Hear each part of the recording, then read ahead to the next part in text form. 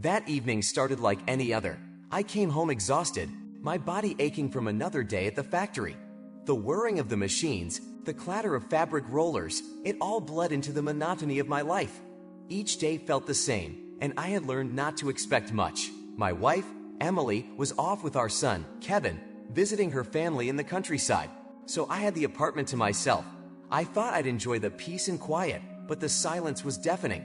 No arguments, no sarcastic remarks from my teenage son, no awkward exchanges with Emily. Just silence. I stood in front of the refrigerator, eyeing the leftover casserole that had been sitting there for days.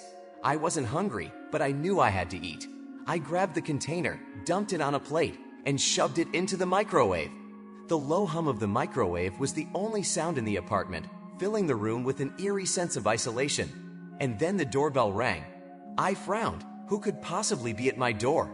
I didn't have friends who dropped by unannounced, and Emily wouldn't be back for days. When I opened the door, my heart nearly stopped.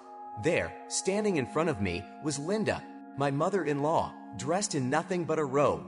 Her hair was a mess, her face flushed, and there was something strange in her eyes. Vulnerability? Panic? I wasn't sure. "John," she whispered, her voice shaky. I locked myself out. For a moment, I just stood there staring at her. I had known Linda for years, and never had I seen her like this. She always carried herself with this air of control, this almost regal demeanor, but now she seemed lost. I was cleaning the landing, and the door slammed shut behind me. She explained, shifting uncomfortably in her bare feet. "Rick's on a fishing trip with his friends, and I don't have a spare key."